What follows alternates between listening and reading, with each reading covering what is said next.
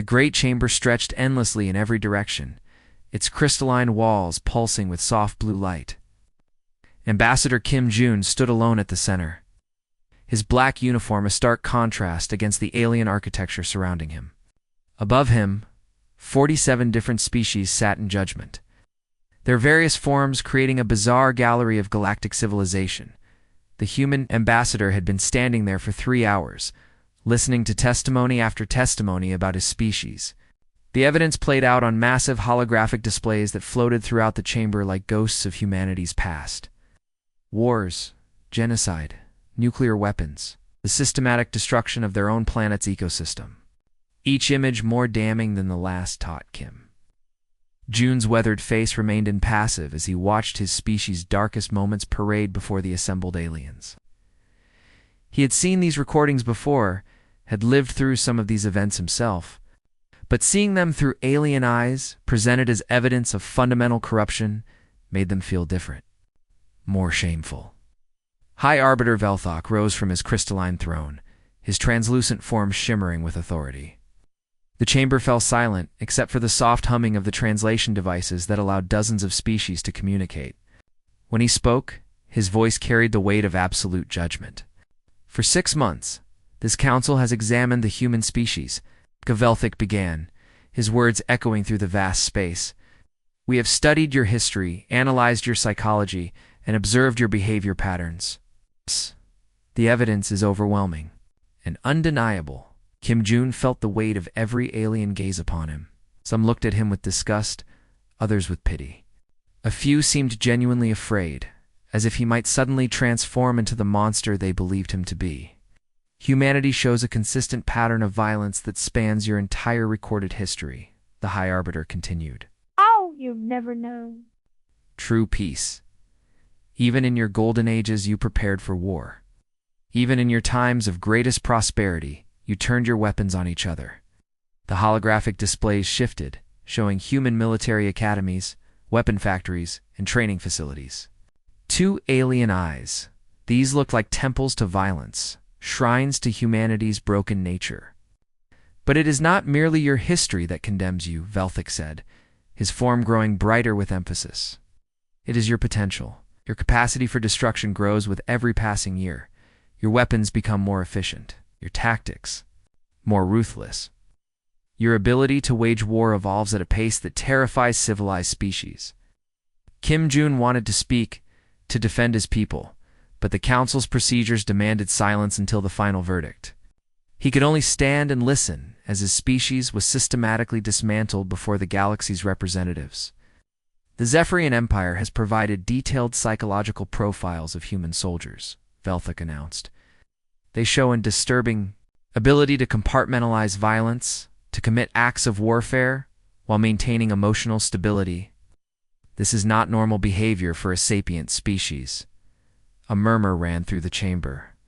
Kim Jun knew what the aliens were thinking.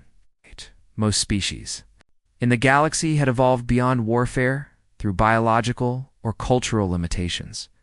They literally could not comprehend the level of organized violence humans were capable of. To them, humanity's military efficiency was evidence of psychological damage. The Altarian Federation has documented humanity's expansion patterns. Another council member added, every world you colonize becomes a fortress. Every settlement includes military installations. You cannot build without preparing for war. More evidence piled up, human children playing war games, human entertainment filled with violence, human literature celebrating warriors and battles. 2 species that had evolved past such things, it all seemed like madness. Most damning of all, Velthok said, his voice growing somber, is humanity's response to the very suggestion of peace. When the Galactic Council offered to mediate your internal conflicts, you refused. When we proposed limits on your military expansion, you walked away from negotiations. You choose war over diplomacy at every opportunity. Kim Jun's jaw tightened. They had refused those offers because they came with strings attached. Surrender of sovereignty. Acceptance of alien oversight. The Council's version of peace looks suspiciously like submission. The decision of this council is unanimous, declared, his form now blazing with authority. Humanity is fundamentally broken as a species. Your capacity for violence, combined with your refusal to accept limitations, makes you incompatible with civilized galactic society. The chamber erupted in a symphony of alien sounds as the various species expressed their agreement. Clicks, whistles, harmonic tones, and electronic buzzes filled the air like a celebration of humanity's condemnation. Therefore, Velthek continued, once the noise subsided, humanity will be quarantined to the Sol system. Your colonies will be evacuated under council supervision. Your ships will be impounded. You have 30 standard days to comply with this directive. Finally, Kim Jun was allowed to speak. He stepped forward, his voice carrying clearly through the vast chamber, despite its normal, conversational tone. You have made a grave mistake, High Arbiter. You judge us by our past, not our potential. You see our strength and call it weakness? You fear what we might become without understanding what we already are. Your potential is exactly what terrifies us, Velthok replied. This session is closed. As the transmission prepared to cut, Kim Jun spoke his final words to the galaxy. Then you understand nothing about what we have learned from our mistakes. The chamber faded to black, leaving humanity alone with their verdict. 6 months had passed since the declaration. The galaxy had settled into comfortable routine, confident that humanity had accepted their fate like obedient children. The Galactic Council congratulated themselves on avoiding another war. Trade resumed normal patterns. The 47-member species went back to their daily concerns, secure in the knowledge that the dangerous humans were safely contained in their home system. They were completely wrong in the shadow of Saturn's rings. Where no alien sensors could penetrate the electromagnetic interference, Admiral Park Hanna stood before the largest secret military assembly in human history. 300 ships floated in perfect formation around her flagship, each vessel built in complete secrecy over the past 6 months. Ow. No alien spy satellites had detected their construction. No council monitoring station had recorded their existence. Park Hanna was a small woman with steel-gray hair and eyes that had seen too much war. She had fought in the Martian Independence War, commanded fleets during the asteroid belt conflicts, and negotiated the peace treaties that ended humanity's last major internal struggle. Now, at 63, she faced the greatest challenge of her career. Ladies and gentlemen, she spoke into the encrypted communication channel that connected all 300 ships. 6 months ago, the Galactic Council called us broken. They said we were too violent, too unpredictable, too dangerous for civilized space. They sentenced us to exile based on their fear of what we might do. Captain Li Dong listened from the bridge of his destroyer, the Silent Thunder. Like every other ship in the fleet, his vessel bore no identifying marks, no registration numbers, no indication of its origin. The crew wore unmarked uniforms and operated under complete communication blackout. As far as the galaxy knew, these ships did not exist.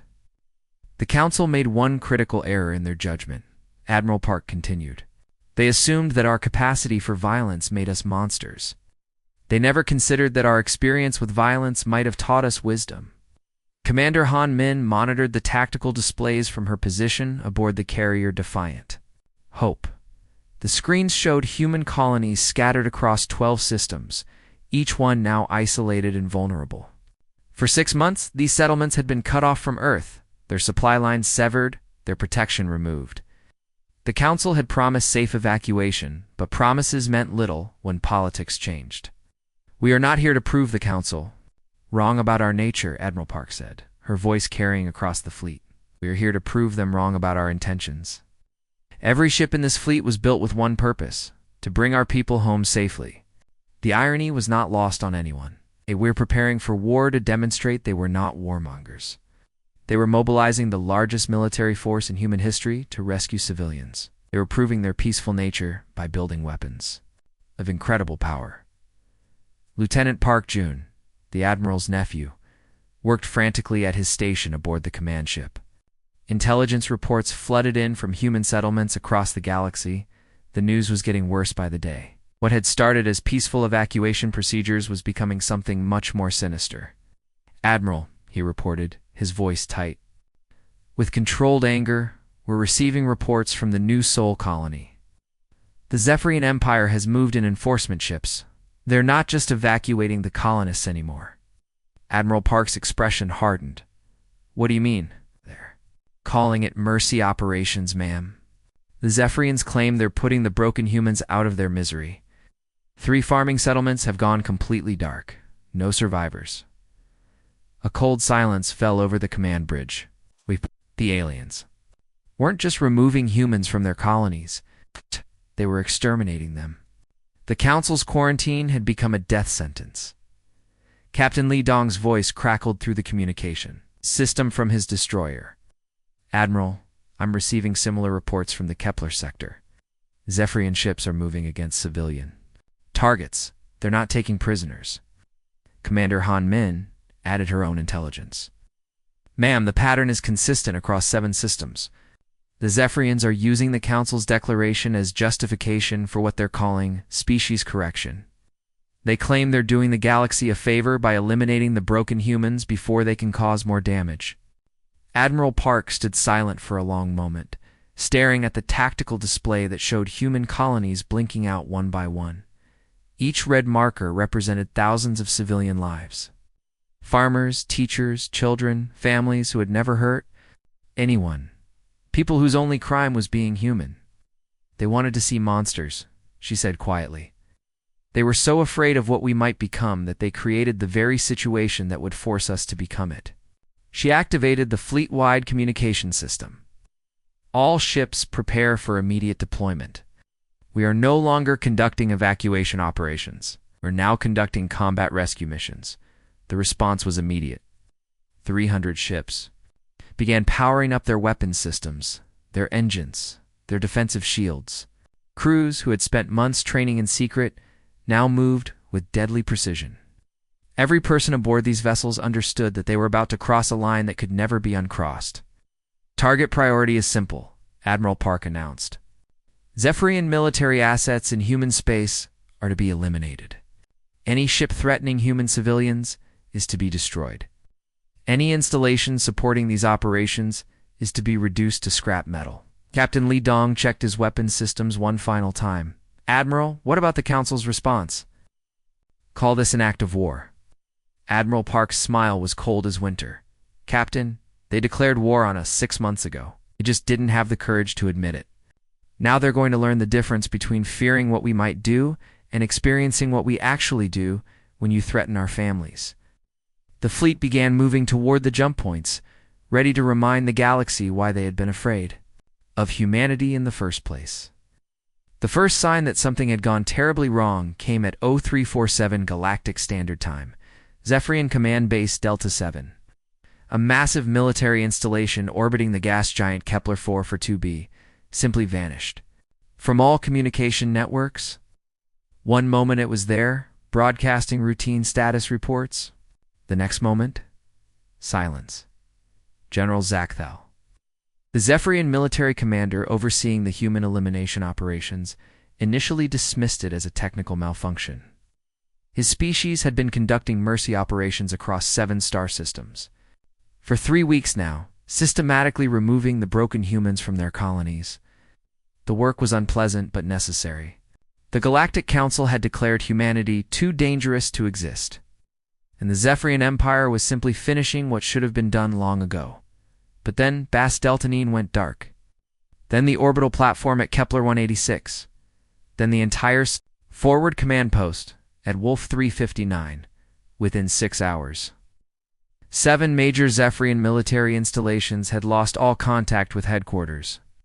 Each base had been defended by hundreds of ships and thousands of soldiers. They couldn't all have suffered technical failures. Sir, reported Lieutenant Velmer from the communications station, we're receiving emergency beacons from the Kepler sector.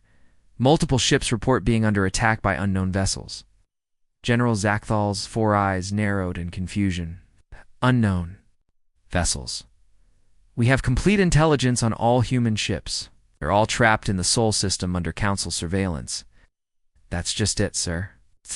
These aren't human ships from our databases. They're completely new designs. Our forces are reporting that they've never seen anything like them. The main display in the command center flickered to life, showing a tactical map of the affected systems. Red warning markers appeared across 7 different star systems, each one representing a Zephyrian military asset that had gone silent. The pattern was too organized to be coincidence, too precise to be random attacks. "Sir," another officer called out, "we're receiving a transmission on all frequencies. It's coming from everywhere at once." The display shifted to show a human woman in a crisp military uniform. She appeared to be standing on the bridge of a warship, though the design was unlike anything in the Zephyrian military database. Expression was calm, almost peaceful, but her eyes held the cold intensity of someone who had made a terrible decision and was prepared to see it through. "Members of the Galactic Council," the woman began, her voice carrying across every communication channel in civilized space. "I am Admiral Park Hanna of the Human Liberation Fleet. 6 months ago, you declared my species broken, called us monsters. You've sentenced us to exile based on your fear of what we might do." General Zakthal leaned forward in his command chair. "The Human Liberation Fleet. No such organization existed in any intelligence report.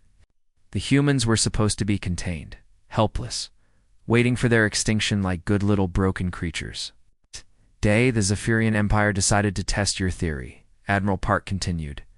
"They began murdering innocent human colonists, calling it mercy operations. They wanted to see the monsters you claim we are." The transmission shifted to show tactical displays, real-time feeds from across multiple star systems. Red markers indicated Zephyrian military positions. And as the Watchers observed, those markers began going dark one by one, not destroyed. In massive explosions, but systematically disabled, their signals cut with surgical precision. "You will now witness the complete dismantling of every Zephyrian military asset in human space," Admiral Park announced. "Every ship, every base, every weapon pointed at human colonies will be reduced to scrap metal. But I want you to notice something very important as you watch." Captain Li Dong's voice joined the transmission from his destroyer. "All Zephyrian military personnel are being given the opportunity to surrender.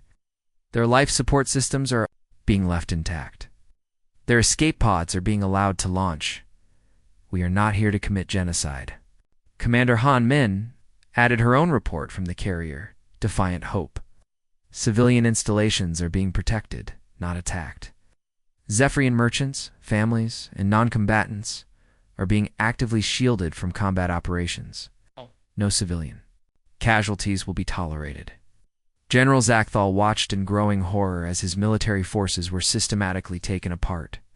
The humans weren't fighting like the savage monsters the Council had described. They were fighting with a precision and restraint that was almost supernatural. His ships were being disabled, not destroyed. Soldiers were being captured, not killed. His bases were being neutralized while the civilian populations around them remained completely untouched. "This is impossible," he whispered to his staff. "No species fights like this. No one has this level of control during combat operations." High Arbiter Velthic's voice crackled through the emergency communication system from the Galactic Council chambers. "Admiral Park, this is an act of war. Against the entire galactic community. You're proving exactly what we feared about your species." Admiral Park's response was immediate and devastating in its simplicity. "No, High Arbiter. This is a rescue operation. We're collecting our people and going home. But since you seem to have forgotten what actual monsters look like, we thought we'd remind you of the difference." The transmission showed more tactical displays. Human ships moving with perfect coordination, their weapons striking with impossible accuracy. Zephyrian military assets being carved apart, while civilian structures remained completely protected. It was warfare elevated to the level of art, violence so controlled and precise that it became something else entirely. "You have 24 hours to order the Zephyrian Empire to stand down," Admiral Park announced. "After that, we finish what they started. And I promise you, when we're done, you'll understand exactly what we meant when we said you made a grave mistake." The transmission ended, leaving the galaxy in stunned silence. The humans weren't broken. They weren't monsters. They were something far more terrifying. They were exactly what they claimed to be. The Zephyrian Emperor's response came exactly 18 hours after Admiral Park's ultimatum. His holographic image appeared on every screen in the galaxy, his crystalline form blazing with righteous fury. The translation systems carried his words to every species, every world, every station in civilized space. The broken humans have proven the Council's wisdom. Emperor Zelthek declared, his voice crackling with electronic rage. They respond to mercy with violence. They answer justice with war. This confirms everything we feared about their savage nature. Admiral Park Hannah stood on the bridge of her flagship, the Indomitable. Watching the Emperor's broadcast with cold attention, around her, the bridge crew worked quietly at their stations, preparing for what everyone knew was coming next. Therefore, the Emperor continued, the Zephyrian Empire will complete the task the Council was too weak to finish. Humanity will be exterminated. Every human colony, every human ship, every human life will be eliminated from the galaxy. We will finish what should have been done 6 months ago. The transmission ended, leaving the galaxy in tense silence. Admiral Park looked around her bridge, seeing the faces of men and women who had spent their entire careers trying to avoid this exact moment. They were about to cross a line that could never be uncrossed. Well, she said quietly, I suppose. That settles it. All ships, prepare for jump to the Zephyrian home system. It's time to show them what broken actually looks like. Lieutenant Park Jun, working at the communications station, looked up from his displays. Admiral, are you sure? About this? Once we attack their homeworld, there's no going back. The entire galaxy will see us as aggressors. Admiral Park's expression was sad but determined. They've been calling us monsters for 6 months. They've been murdering our civilians for 3 weeks. They've declared their intention to commit genocide against our entire species. What exactly do we have to lose? The jump to the Zephyrian home system took 6 hours. When the human fleet dropped out of hyperspace above the alien homeworld, the sight was both beautiful and terrifying. 200 human warships materialized in perfect formation, their dark hulls reflecting the light of the purple sun. To the Zephyrians monitoring their sensors. It must have looked like death itself had come calling. Captain Lee. Dong commanded the destroyer Silent Thunder in the fleet's vanguard. His tactical officer, Lieutenant Kim Soo, called out target information as the Zephyrian defenses came online. Captain, I'm reading 47 orbital defense platforms, 16 capital ships, and approximately 300 smaller vessels. They're all powering up weapons systems. Any civilian targets? Captain Lee asked. Yes, sir. Multiple civilian orbital habitats, commercial stations, and passenger ships. The Zephyrians are positioning their civilian assets between their military, platforms, and our fleet. Captain Lee's jaw tightened. The aliens were using their own people as human shields, probably expecting the savage humans to fire through civilians to reach military targets. They were about to learn how wrong they could be. Admiral Park's voice came through the fleet communication system. All ships, you have your orders. Disable, don't destroy. Precision strikes only. Any vessel that harms civilian targets will answer to me personally. Commander Han Min, aboard the carrier Defiant Hope, coordinated the fighter squadrons as they launched from their bays. Her pilots were the best humanity had ever produced, trained not just in combat, but in the careful art of surgical strikes. Gold Squadron, target the orbital platforms, but watch your firing angles. Silver Squadron, disable those capital ships, but leave their life support intact. Remember, we're not here to commit genocide. We're here to prove we're better than that. What? Followed was not a battle in any traditional sense. It was a demonstration of military precision, so perfect it bordered on the supernatural. Human ships moved through the Zephyrian defenses like surgeons with scalpels, their weapons cutting out military systems while leaving everything else untouched. The Zephyrian flagship, a massive dreadnought called the Imperial Wrath, found its engines disabled by a single precise shot. Its weapons systems were fried by electromagnetic pulses. Its shields were collapsed by coordinated strikes. But its crew quarters, its medical bay, its civilian sections remained completely intact. "This is impossible," whispered Commander Velkoth. "From the Imperial Wrath's bridge, no species fights like this. They're disabling us without killing us. They could destroy us completely, but they're choosing not to."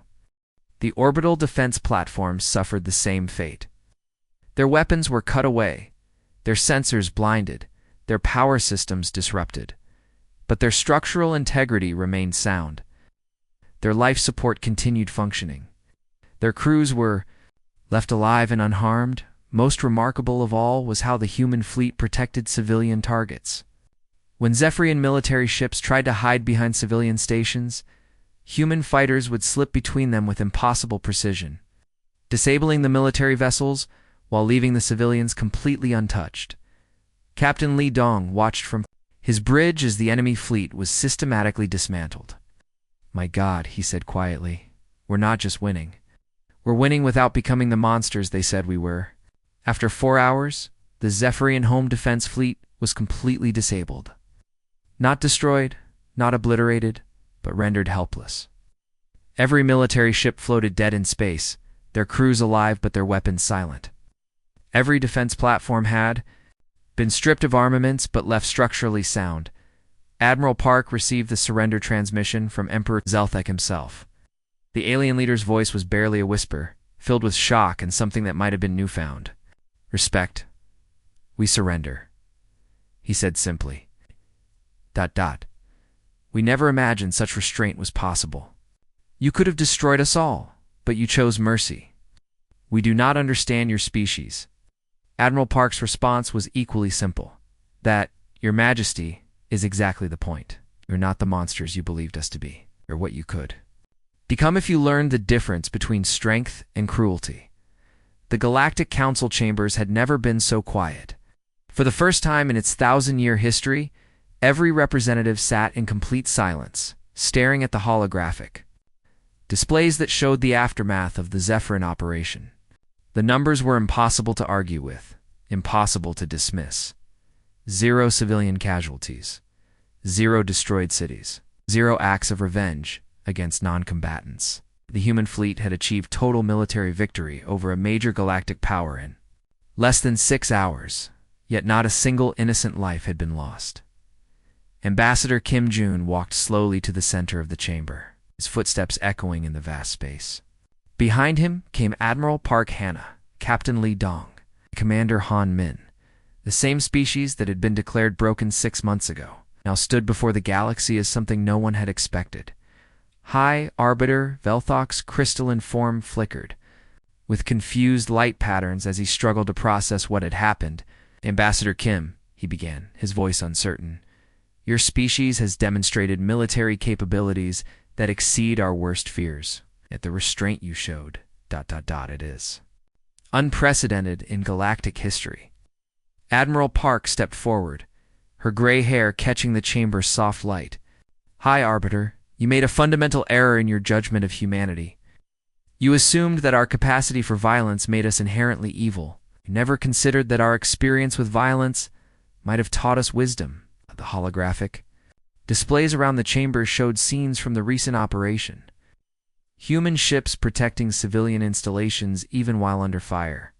Zephyrian soldiers being rescued from disabled vessels by the same humans who had just defeated them. Medical supplies being delivered to enemy wounded.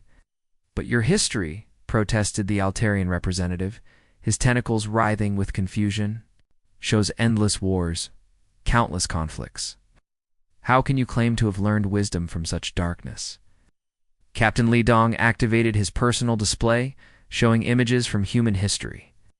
But these weren't the scenes of violence the Council had focused on months ago. These were different pictures. Soldiers sharing food with enemy children, medics treating wounded from both sides, peace treaties signed by former enemies. "You only saw half the story," he said quietly. "Yes, we have fought wars. Yes, we have committed terrible acts. But we have also learned from every mistake, grown from every tragedy. Our capacity for violence is matched by our capacity for mercy, and our experience with war has taught us to value peace." Commander Han Min stepped forward, her voice carrying the weight of recent experience. "During the Zephyrian operation, We had multiple opportunities to strike civilian targets. It would have been easier, more efficient, more decisive. But we chose the harder path because we know the cost of civilian casualties. We've paid that price ourselves. The chamber erupted in a symphony of alien sounds as representatives conferred among themselves. The evidence was overwhelming, but it challenged everything they thought they knew about intelligent species. No civilization in galactic history had ever shown such restraint during total warfare. Lieutenant Park Jun, who had accompanied the delegation as a technical advisor, brought up tactical displays showing the precision of human strikes. Every weapon's discharge was calculated to disable, not destroy. Every target was verified to be military. Every civilian structure was actively protected. This wasn't lucky accident.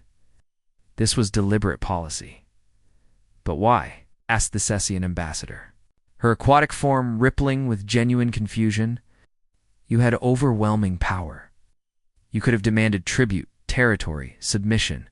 Instead, you simply collected your people and left. This makes no sense to us. Admiral Park's smile was sad, but genuine, because conquest was never our goal. Revenge was never our purpose. We didn't fight to prove we were stronger than you. We fought to prove we were better than you believed us to be. High Arbiter Velthic's form grew brighter as he processed. This information, you deliberately chose the most difficult path possible. You could have won through overwhelming force, but instead you won through overwhelming restraint. This is something we have never seen before. Ambassador Kim Jun nodded slowly. That's exactly right. The galaxy has seen conquerors. Before it has seen destroyers, slavers, and tyrants. But it has never seen a species that could wage war with perfect efficiency, yet choose not to cross certain lines. That's what makes us different. The displays around the chamber shifted to show human rescue operations. Zephyrian soldiers being treated in human medical facilities. Civilian populations being protected by the same forces that had just defeated. Their military. Enemy wounded being evacuated alongside human casualties. We are not broken, Admiral Park continued. We are what happens when a species learns from its mistakes instead of repeating them. We are what happens when the capacity for violence is tempered by the wisdom to use it sparingly. Captain Li Deng added, every human child learns about the wars of the past, not to glorify them, but to understand their cost. We remember our failures so we don't repeat them. We study our darkness so we can choose the light. The vote, when it came, was unanimous. 47 species, representing billions of beings across the galaxy, formally rescinded humanity's classification as a broken species. The quarantine was lifted. The colonies were restored. Humanity was officially welcomed as a full member of galactic civilization, but more than that, something fundamental had changed. The galaxy had seen a new kind of strength, a new definition of power. They had witnessed a species that could choose mercy at the moment of total victory. They could show restraint when restraint was hardest, as the human delegation prepared to leave. High Arbiter Veltok approached Ambassador Kim Jun privately. We were wrong about everything, weren't we? You're not the monsters we feared. You're the guardians we never knew we needed. Kim Jun's response was quiet but carried the weight of human experience. High Arbiter, we've learned something the galaxy seems to have forgotten. The strongest species isn't the one that can destroy its enemies. It's the one that can choose not to. Galaxy had finally learned the truth about humanity. They weren't broken. They were exactly what the universe needed them to be.